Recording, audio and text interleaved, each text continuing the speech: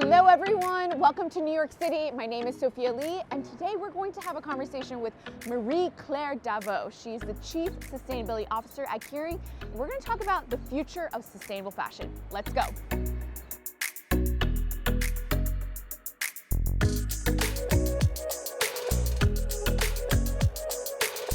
Okay, good morning everyone. So I am so excited for this conversation. If you do not know, Kering is a 63-year-old global luxury group based in Paris that started as a timber trading company and is now home to some of your favorite brands like Gucci, Bottega Veneta, Saint Laurent, so many more.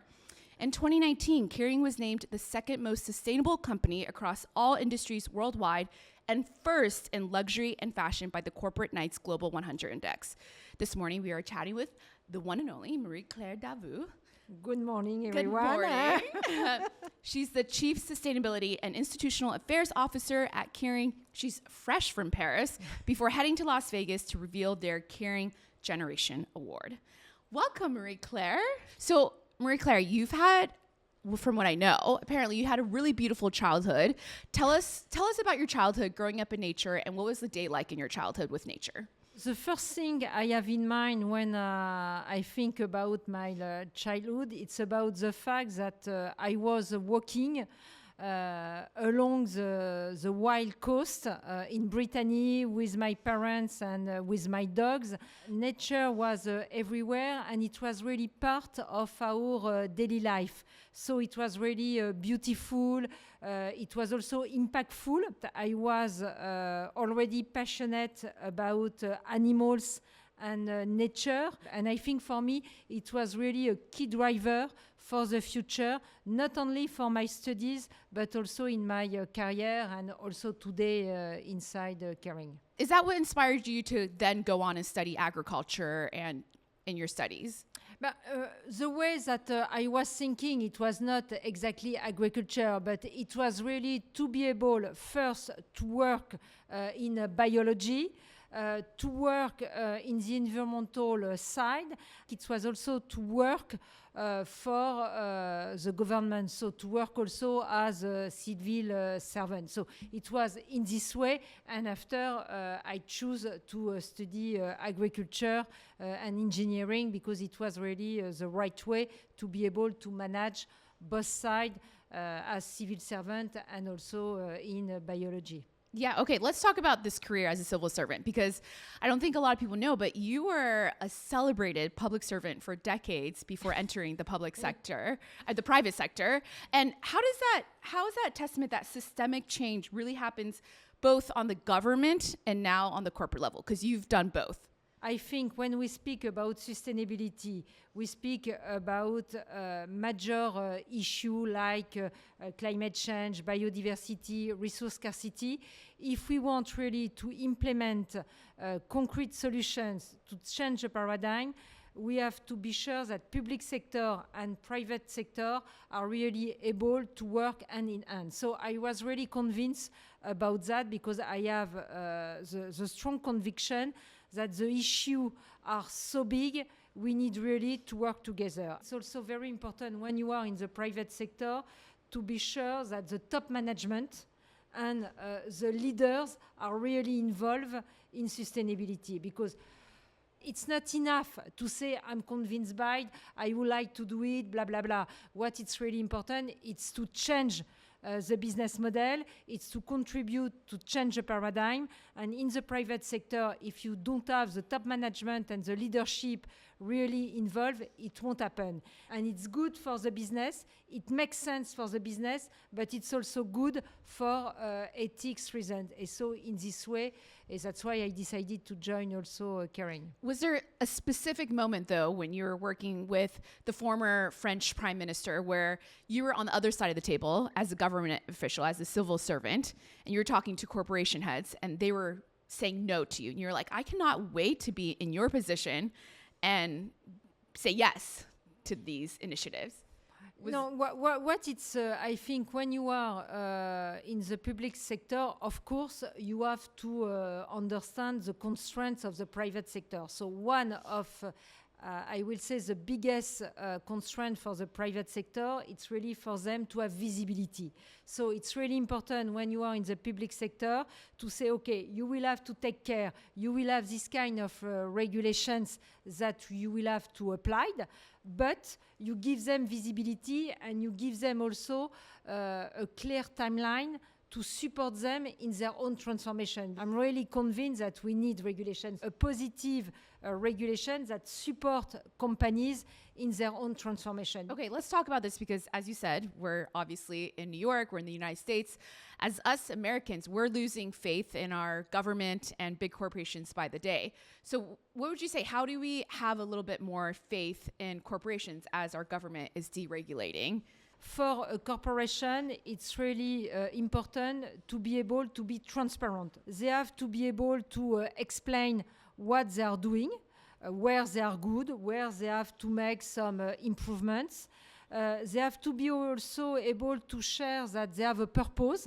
Of course, also to give some data, to give some KPIs, not only to say words, but to give content beyond the word. If I elaborate a little bit more, for example, inside Kering for our environmental footprint, now more than 15 years ago, we start with what we call our environmental profit and loss account. It was really a way really to say, okay, with this kind of tool, we will measure our environmental footprint, not only in our own operations, but also in our entire supply chain. It means at the level of cattle farming on one side, and on the other side, we will go until the end of life of the products. So we will have a 360 approach to measure our environmental footprint. And we decided to disclose these numbers in 2015, okay, at the level of the group, like we do for the financial performances. We did it for the environmental performances and impacts. And it's very important because it gives also to the company credibility. People can ask you some questions. They can make every year comparisons to see if you are making some progresses. And it's not only, sorry to tell in this way, greenwashing. And to say, okay, I love the planet, I care about the planet, but in the reality, guys, what are you doing? Do you agree with me? I mean, of course. You are a journalist. Of course. Numbers speak louder than anything, than words. You can measure emissions. You can't measure just false promises, I guess. I want to talk about the state of the fashion industry because we're going through a really interesting time in the fashion industry, you know, designer musical chairs, the economy, everything. How would you describe the current state of the fashion industry? And do you think we're going through an identity crisis? Is this a necessary change we're going through? What do you think? The textile industry is at the crossroad. I think now customers, clients, but also employees are more and more demanding about what is happening on the social side and on the environmental side.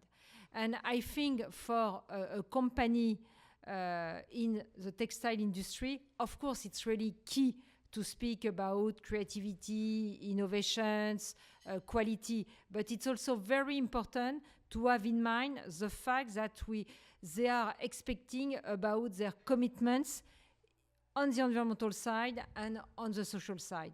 And my feeling also, it's the fact that when you speak with the new generations, so of course the Gen Z, but also millennials, they are more and more aware about this kind of issue.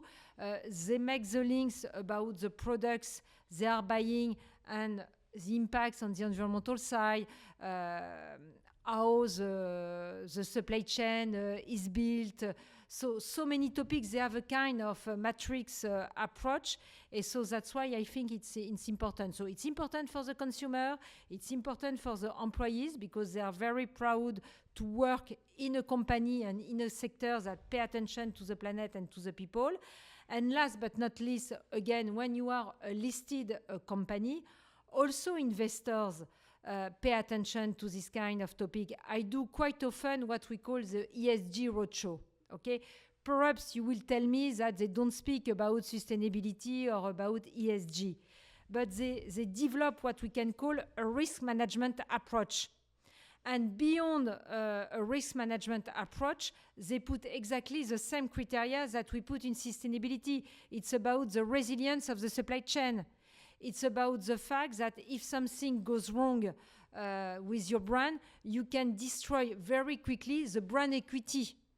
So perhaps they won't use ESG, they won't use sustainability, but they include exactly the same criteria. Take the example about animal welfare. Even if people are not convinced by ethical reasons, they know that you can destroy the brand equity if something goes wrong about animal welfare in your entire supply chain. So it's very interesting to see how much investors are asking this kind of question to the companies. Right. So you're saying it's not an identity crisis. We're at a crossroads.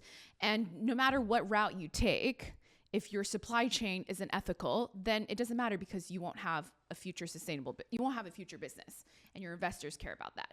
So let's talk about and you won't have, sorry to elaborate a little bit more, you won't have also the raw materials beyond the products, beyond the fashion show, to make the dress, to make the bags and everything. You need raw materials. Yep. And most of the raw materials are coming directly from nature.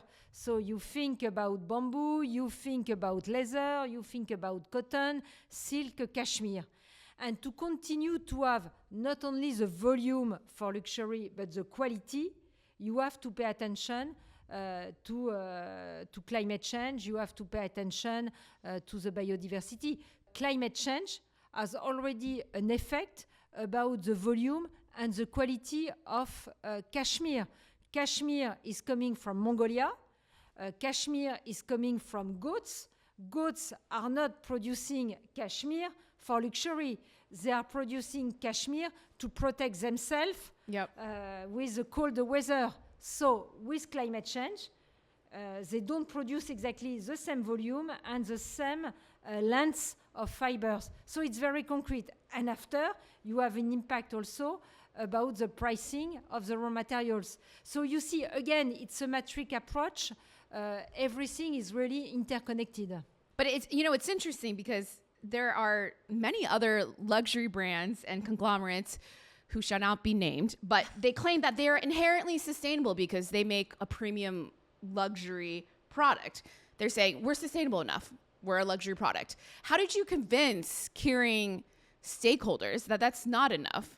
The first thing to convince people, it's really to be able, as I told you in the beginning of the conversation, to be transparent, to have scientific commitments, and to be able to share your own progresses. Perhaps sometime, which is also very true, when you are in luxury, you are sustainable by itself because it's long lasting. You can do second hand, so it's really sustainable by itself. But longevity is the baseline. Yes, but it's not enough. So I think now we are opening a new chapter, and so that's why inside Kering, again, thanks to François-Henri Pinault, to share not only, I will say internally, but with our shareholders and with our also stakeholders. It's very important to include all our partners and to show them very concrete evidence. It's really also very important to make the link that we are not doing philanthropy. We are doing good business, and it's also good for the business, for the resilience of the supply chain, about the fact that if you want to continue to develop your business, you don't have the choice to put at the heart of your strategy. So it's really to show that it's not philanthropy. You do good business, you transform your business model to be sure that it will be also sustainable for the long run by itself. Okay, so you're telling Kering stakeholders, if we want to exist for another 6 decades, this is not philanthropy. This is just good business. Like, It's we won't good exist. business. It makes sense for the business. It's also a Long way term. to be sure that we will be able to continue to develop our business. Again, our raw materials are coming from nature. Yeah. And I think a lot of people, when they think a sustainable business, it's to sustain the business for long term, not that a sustainable business means you have recycled packaging or something. No, but that's why you will elaborate and you will explain. Yes. Okay. So I did think it was like actually really fascinating that Kering is the first luxury group, but not only that, it's the first French company to have your greenhouse gas emissions targeted, verified, and approved by the Science-Based Targets Initiative, which is a UN-approved emission measuring system. So let's talk about how it's June right now. It's World Ocean Month. Every second breath we take comes from the ocean. 90% of our oxygen comes from water sources. And Kering just launched a water strategy and is the first company globally to adopt science-based targets for land and fresh water. You talked about how cashmere impacts luxury. I want to talk about how the shoes I'm wearing or the dress you're wearing, how does that... The beautiful dress I'm the wearing. beautiful dress you're wearing, the beautiful shoes you're wearing, like how does water come into the picture when in the supply chain? The textile industry, so it means also a luxury industry. We have a strong dependency on water. Okay, so it's very important to include water in our environmental approach. When you think about cotton, again, for the cotton to be able to have the great quality of cotton, you need water for the growth. Water is everywhere by quantity and by quality. So that's why, as you mentioned, we decided really to have a specific focus on water. By the past, thanks to our EPNL, we were able to measure our environmental footprint and, of course, our water footprints. And we decided to have, I will say, strong commitment not only with the quantity of water, but also the quality of water. And with the same approach, because I didn't mention it, but all the best practices we implement inside Kering, we open source. Again, we think that even if Kering is so big, so huge, we are not big enough to change the paradigm. So we want really to involve our ecosystem. So it means first, of course, our suppliers, our clients, but also our competitors. It's the same thing for the water strategy. We want really on the ground to work with other companies, other people to be sure that we will be the most impactful. I didn't realize that these initiatives and strategies were open source. That's great, even to competitors. So there's been recent headlines that there is a sustainability fatigue, quote unquote, in the fashion industry as brands shift their sales pitch to let their design, not their values, do the talking. We have seen that even when consumers say they want clothes to be made ethically and without forced labor, the data shows it is not their primary driver to purchase, to buy the clothes. So how does Kering almost act like a Trojan horse for these initiatives? It won't answer at the beginning your question, but for me it's important to say that when you speak about sustainability, it's quite complex. You have also to find the right way to speak about sustainability. It can be a little bit boring, not for me, but I can understand that it's linked with the responsibility of the brands to be able to reinvent the narrative around sustainability. Because again, when we are speaking about science-based target 1.5 degree, I'm not sure that it works for all the people to speak in this way. So we have also to reinvent ourselves. Again, I make the link with the transparency, with the fact that you have also to be coherent between what you are saying and what you are doing, to pay attention not to overpromise, but really to tell where you are, and also to share your own difficulties. I think it's a question of trust. people trust the brand. So if they buy a Saint Laurent product or if they buy a Gucci product, for them, sustainability and all the topics are really inherent to the quality. It's of course about creativity, it's about innovations, it's about the quality of the raw material, but it's also about the fact that you take care about the people and the planet. So they buy it, they trust you. What do you think about the sustainable fatigue, and how do you assess the communication which is coming from the brands, the luxury brands, or more broadly, what are your thoughts? I mean, honestly, when people talk about sustainability fatigue, I'm like, I have fatigue with the corporations. I have fatigue with the systems. I have, like, you have sustainability fatigue. That's only been going on for maybe 10 years. I have fatigue with the injustices and how is it possible that, you know, a t-shirt will travel the world 5 times around the world, end up in the global north for less than 100 days and then go back to the global south? Like, I'm fatigued by the broken systems. But it's also like with brands, I think no matter what, they're going to have to change their supply chain. They're going to have to measure their emissions. We have regulation coming left and right from the European side. We have regulation coming in from the US side, even on a state level. Maybe it's not happening on a national level. And so it doesn't matter if you want to have a business that sustains itself, then it's a necessary step. It doesn't matter if the consumers care or not, because it needs to happen. We have enough clothes to dress humanity until the end of time. There's a statistic about that. So I'm fatigued with the current systems. So I think sustainability fatigue, it's just kind of like a passing phase. And even if in the headlines, people are talking about it and they're shifting their marketing strategy internally, you could shift your narrative to how you present yourself to consumers, but internally, as long as you keep doing the work internally, keep measuring, keep understanding your supply chain, making it more circular, making it more holistic, then you'll have a business. And that's what every founder and executive wants, is to continue their business, right? I liked what you said about trust. Like, sustainability is not just integrated, it's like a trust exchange with the consumer.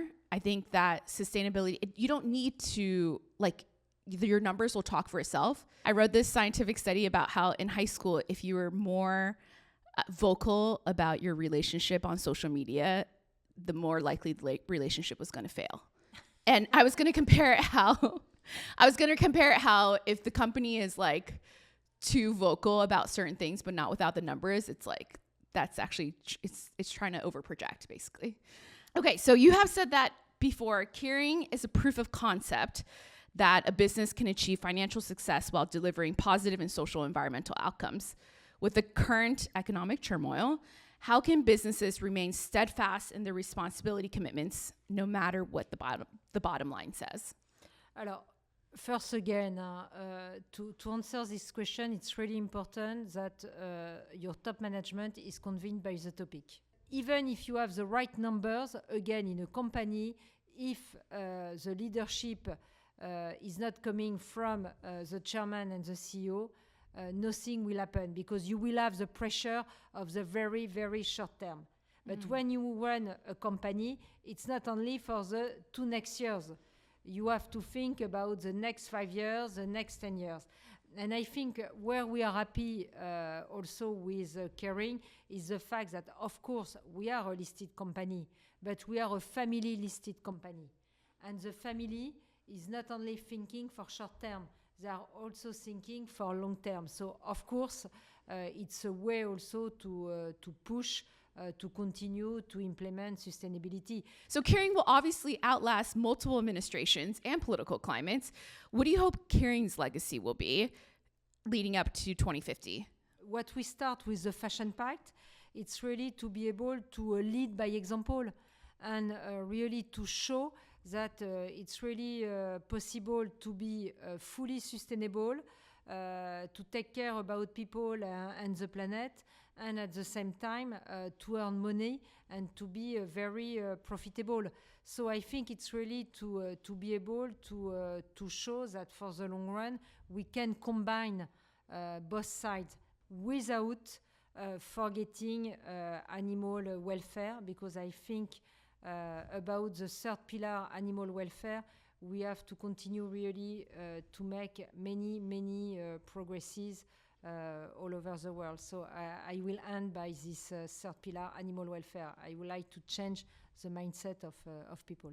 We need to transform our collective mindset from a relationship with nature, from extraction and endless consumption to interconnection. I think even if we figured out all the technology in the world and carbon that captured every greenhouse gas emission, but we still have people in power who thinks labor exploitation and colonialism and systems are still okay, then it's still not a sustainable planet. You know, it's a collective mindset shift. It's a consciousness shift of how we can then be in harmony and in symbiosis with all living things. And we ourselves are nature. Well, but we will work together Yes. to try to implement it. Okay, Let's great. do it. Yes, Marie-Claire, I love it. Thank you so much. No, thank you to you. Oh, merci beaucoup. Great. That's all I know. Your French is perfect. Let's open up to some Yes, of Q&A course. from the audience if there's any questions. Don't be shy. I'll start because this is kind of not a question, but also kind of a query. But how can you figure a way, maybe there's not an answer, that you can express to the customer that you're taking care of them, that you're caring for them? It is kind of a crisis situation. So it's a time where we can look at the problems and sort of say, you can trust us. We've been in this for a long time. And also the mentioning of AI, I think AI may, help the whole cost of sustainability in what's the current format right now. Two questions. I will start by the second one about intelligence artificial because it's easiest. The first is more complex about taking care. Again, of course, intelligence artificial will support on some ways sustainability. To avoid overproduction, it will be, for example, a great tool to predict and to support the merchandiser to do their job. So, great thing. But again, it won't be the magic tool because each time you are doing a prompt, okay, you are using a lot of energy. I am an engineer, so I don't have any issue, challenge, problem, whatever the word you will use in English about the new technologies. I am a strong believer about it. But it's not a magic solution. Of course, use this kind of tool, but be conscious about the fact that you emit greenhouse gas emission, you consume water, so you have to reduce on the other side. And for the first question, of course, and above all, when you are in luxury, it's the key element. You have to be able to give some evidence to show that you take care about your clients, your consumers. And it's where also people who are in the boutiques are really very, very important in our industry because they are the ones who are able to make the links. They know the customers. They are the ones to be able to make the links about the heritage of the brands, the creativity, to give some information about sustainability. They are the most important people. And after, it's where also I think you have to adapt the way that you communicate with your local consumers because people are not expecting in Europe, in United States, in Asia. And when I say in Asia, it's too big. Between China, Japan, Singapore, South Korea, Middle East, you have to be able to engage a conversation with the same words. It's very difficult. It's very difficult. But great question, yes. Yes. Tanya, yeah. I have probably not a very popular opinion, but I know we often talk about KPIs in supply chain, but when we look at fashion shows, they're extremely wasteful. One day, everybody flies in, everybody flies out. A lot of things get used one time. And so are there kind of KPIs for those type of events? Of course, they have KPIs. We love KPIs, okay, because we think that, it's important because, financial performances are managed by KPIs. So it's very important to show that we are speaking about the same requirements, the same involvement, so you have to implement KPIs. Fashion show up to now, they are part of the business model in luxury. So you have to admit that you have fashion show. And so that's why if you do fashion show, if you fly people to come to the fashion show, you have to say, okay, I do that, but I have to find some reductions about my greenhouse gas emission or something else for the waste in another side of my own activities. What is important, it's every year, in absolute value, you reduce your greenhouse gas emission. Because we are a company, so we have to be profitable. Without profitability in a company, you don't have sustainability, okay? So it's very clear. But after, fashion shows are very important. Okay, but let's see where we can make some improvement. Yeah, fashion shows are just one small percentage of the overall business model of emissions that's measured. Yes. And are there any other questions? Yeah, Alyssa. I'm just curious how the open sourcing is being utilized throughout like the different brands. Obviously, luxury IP is so important. Unique brand identity is so important. So like, how is it being encouraged? When we are speaking about open source, we start with our EPNL. So really the way to measure our environmental footprint. I think whatever you are doing for a company, it's important to have a clear methodology to be able to measure and to have this way of thinking. So that's why we open sourced in 2015 our methodology. And now, not only in our own sector, but more broadly, you have over 1,000 companies all over the world for the food industry, automotive industry, which are using this kind of methodology. So it's one example. Second example, more in our own sector. When we created in 2019 the Fashion Pact, when we have, I will say, Chanel, we have also Chloé. At the same time, we have Inditex, Nike, Adidas, so many companies. We are not doing, of course, the same products. We are not in the same segments. But at the beginning, all the people are using raw materials which are coming from nature. And if we want to change a thing about cotton, about pushing the production of renewable energy, it's important to have volume.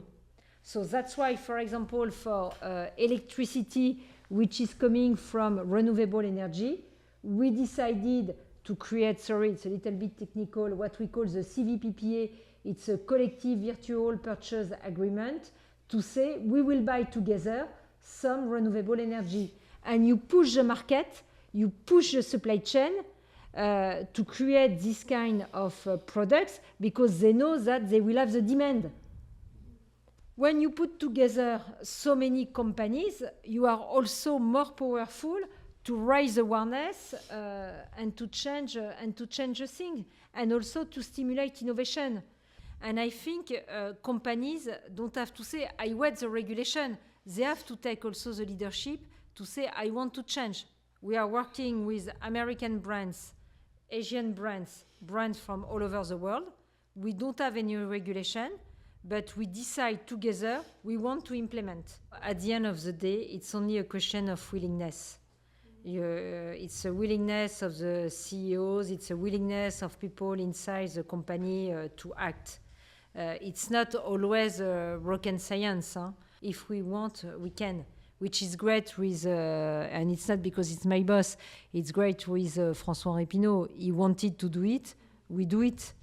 And after, perhaps, we will have to manage and to tackle some more complex issues. But at the beginning, you can already start to do a great thing very quickly, which are good for the planet, good for the people, and good for your companies. It's not always... Yeah, what I love is Fashion Pact is trying to, coalition building is so important. There's power in numbers, but you're just making it the norm. So like every other brand and organization, they have to then sign on once it becomes the norm. Right now, we're going through that we're going through those crossroads and those tension points.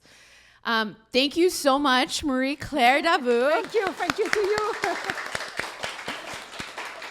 Thank you so much, everyone here. And yeah, sorry we went a little over. Have a beautiful day. Thank you so much. Thank you so much, everyone.